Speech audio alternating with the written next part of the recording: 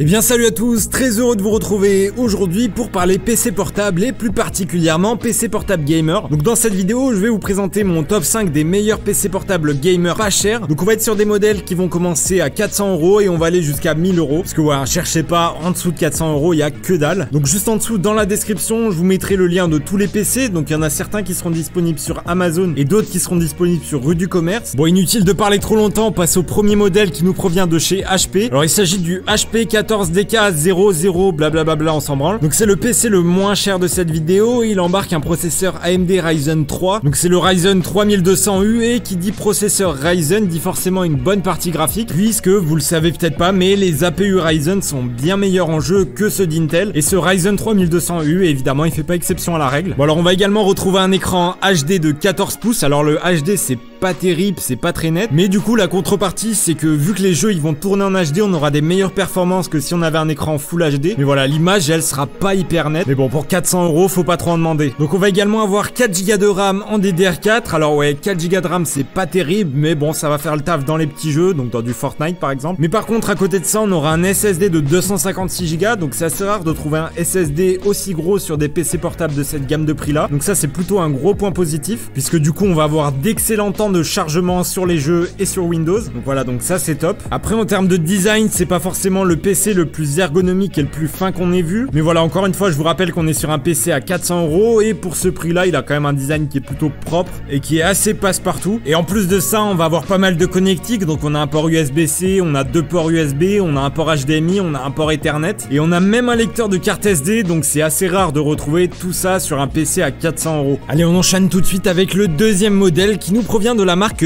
Huawei, donc une marque qui est très connue pour ses smartphones, mais qui propose également d'excellents PC portables comme ce Huawei MateBook D. Donc pour 500 €, ce PC portable il embarque un processeur AMD Ryzen 3500U et donc une partie graphique Radeon Vega 8. Donc une partie graphique qui permet de faire tourner pas mal de jeux en 1080p entre 30 et 60 fps. Et le gros point fort de ce PC, c'est que non seulement il propose de bonnes performances en jeu, mais en plus il propose un design qui est excellent. Donc il est hyper fin, il est hyper léger et d'aspect on dirait vraiment pas que c'est un PC gamer, alors que pourtant pour son prix il est très bon en jeu. En plus de ça, il y a pas mal de petits détails qui font assez plaisir, donc comme la présence d'un lecteur d'empreintes ou encore le fait que l'écran soit quasiment borderless, ce qui fait donc que ce MateBook D c'est vraiment un excellent rapport qualité-prix et il conviendra non seulement aux gamers mais également aux personnes qui travaillent ou qui font de l'applicatif. Alors pour le troisième modèle, on monte un peu en gamme et on passe cette fois-ci sur un PC portable qui a une carte graphique dédiée. Donc on est ici sur le MSI GF63 qui est disponible à 750 € à l'heure actuelle, et pour ce prix là vous aurez le tout dernier processeur Intel Core i5